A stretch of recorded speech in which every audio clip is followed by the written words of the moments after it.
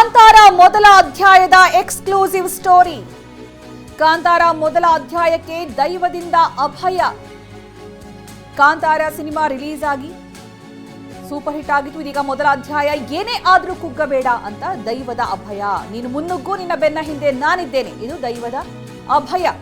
ನಟ ರಿಷಬ್ ಶೆಟ್ಟಿಗೆ ಆಶೀರ್ವಾದ ಮಾಡಿ ದೈವ ಸೂಚನೆಯನ್ನ ಕೊಟ್ಟಿರೋದು. ಕಾಂತಾರ ಮೊದಲ ಅಧ್ಯಾಯ ಏನು ಶೂಟಿಂಗ್ ಶುರುವಾಗಿದೆ. ವಜ್ರದೇಹಿ ಮಠದಲ್ಲಿ ದೈವದಿಂದ ನಟ ರಿಷಬ್ಗೆ ಆಶೀರ್ವಾದ ಸಿಕ್ಕಿದೆ.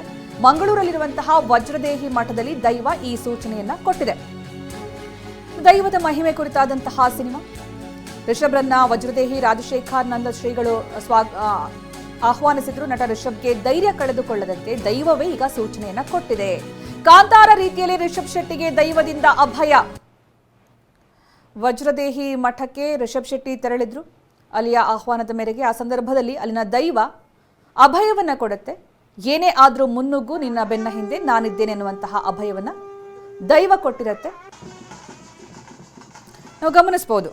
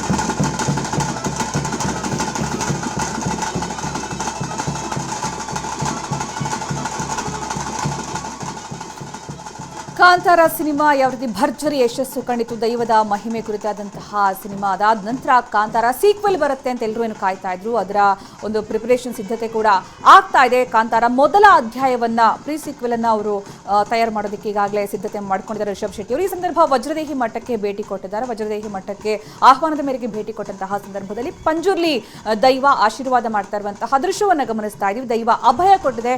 ನೀನು ಮುನ್ನುಗ್ಗು, ನಿನ್ನ ಬೆನ್ನ ಹಿಂದೆ ನಾನಿದ್ದೇನೆ ಅನ್ನುವಂತಹ ಅಭಯವನ್ನ ಸಂಜ್ಞೆ ಮೂಲಕ ಕೊಟ್ಟಿರೋದು ನಾವು ಗಮನಿಸಬಹುದು. ವಜ್ರದೇಹಿ ಮಠದಲ್ಲಿ ಕಂಡುಬಂದಂತಹ ದೃಶ್ಯ ಇದು. ನಟ ರಿಷಬ್ ಶೆಟ್ಟಿ ದೈವದ ಬಳಿ ಪ್ರಾರ್ಥನೆ ಮಾಡಿದಂತಹ ಸಂದರ್ಭದಲ್ಲಿ ದೈವ ಅಭಯವನ್ನ ಕೊಡ್ತಾ ಇದೆ.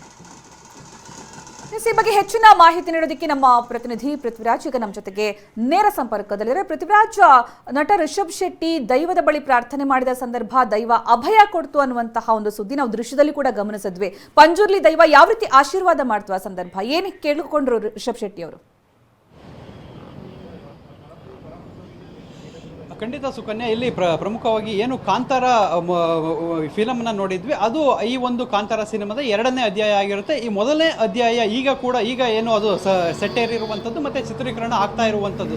ಸದ್ಯಕ್ಕೆ ಏನು ಕಾಂತಾರ ಫಸ್ಟ್ ಬಂದಂಥ ಕಾಂತಾರ ಅಧ್ಯಾಯ 2 ಏನಿತ್ತು, ಇದು ತುಂಬಾ ಸಂಚಲನ ಉಂಟು ಮಾಡಿತ್ತು. ಸದ್ಯಕ್ಕೆ ಕಾಂತಾರ ಅಧ್ಯಾಯ 1 ಈಗ ಆರಂಭಿಸಿದ ಹಂತದಲ್ಲಿ ಕರಾವಳಿ ಭಾಗದಲ್ಲಿ ಸಾಕಷ್ಟು ಒಂದು ವಿರೋಧ ವ್ಯಕ್ತವಾಗಿತ್ತು. ಅಂತ ಏನಂತ ಹೇಳಿದ್ರೆ, ಆ ದೈವಗಳನ್ನ ಈ ರೀತಿ ಕಮರ್ಷಿಯಲ್ ಆಗಿ ತೋರಿಸೋದನ್ನ ಬಿಡಿ, ಮತ್ತೆ ಬೇರೆ ಬೇರೆ ರೀತಿಯಲ್ಲಿ ವಿರೋಧ ವ್ಯಕ್ತವಾಗಿತ್ತು. ಸಾಕಷ್ಟು ಜನರು ಇದಕ್ಕೆ ವಿರೋಧವನ್ನು ವ್ಯಕ್ತ ಮಾಡಿದ್ರು.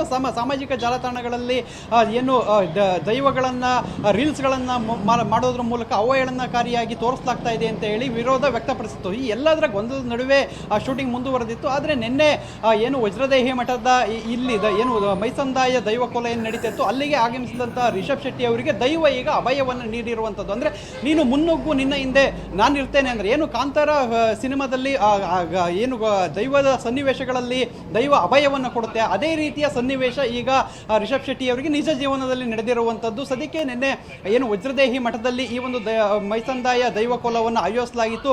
ಏನು ವಜ್ರದೇಹಿ ಮಠದ ರಾಜಶೇಖರಾನಂದ ಸ್ವಾಮೀಜಿ ಏನಿದ್ರೆ ಅವರು ರಿಷಬ್ ಶೆಟ್ಟಿಗೆ ಬರುವಂತೆ ಆಹ್ವಾನವನ್ನು ನೀಡಿದ್ರು. ಅದೇ ರೀತಿ ರಿಷಬ್ ಶೆಟ್ಟಿ ಆಹ್ವಾನ ಪಡೆದು ಅಲ್ಲಿಗೆ ಬಂದಿದ್ರು. ಬಂದಂಥ ಸಂದರ್ಭದಲ್ಲಿ ನಿನ್ನೆ ರಾತ್ರಿ ನಡೆದಂತಹ ಈ ಒಂದು ದೈವಕೋಲದಲ್ಲಿ ಸಾಕಷ್ಟು ವಿಚಾರಗಳು ನಡೀತು. ಅದಾದ ಬಳಿಕ ರಿಷಬ್ ಶೆಟ್ಟಿ ಅಲ್ಲಿ ಹೋಗಿ ಪ್ರಾರ್ಥನೆ ಮಾಡಿದಂಥ ಸಂದರ್ಭದಲ್ಲಿ ಸಿನಿಮಾ ವಿಚಾರವಾಗಿ ಕೂಡ ಪ್ರಾರ್ಥನೆ ಮಾಡುವಂಥ ಸಂದರ್ಭದಲ್ಲಿ ದೈವ ಅಲ್ಲಿ ಅಭಯವನ್ನು ಕೊಟ್ಟಿರುವಂಥದ್ದು. ಅಂದರೆ ನೀನು ಇಟ್ಟ ಹೆಜ್ಜೆಯನ್ನು ಮುಂದಿಡು, ನಿನ್ನ ಹಿಂದೆ ನಾನು ಇರ್ತೇನೆ, ಯಾವುದೇ ರೀತಿ ತೊಂದರೆ ಆಗೋದಿಲ್ಲ ಅಂತ ಹೇಳಿ ಅಭಯವನ್ನು ನೀಡಿರುವಂಥದ್ದು. ಈಗ ಕಾಂತಾರ ಮೊದಲ ಅಧ್ಯಾಯ ಏನು ಮಾಡಲಿಕ್ಕೆ ಹೊರಟಿರುವಂಥ ಚಿತ್ರತಂಡಕ್ಕೆ ಈಗ ಬಲ ಬಂದಂತಾಗಿದೆ.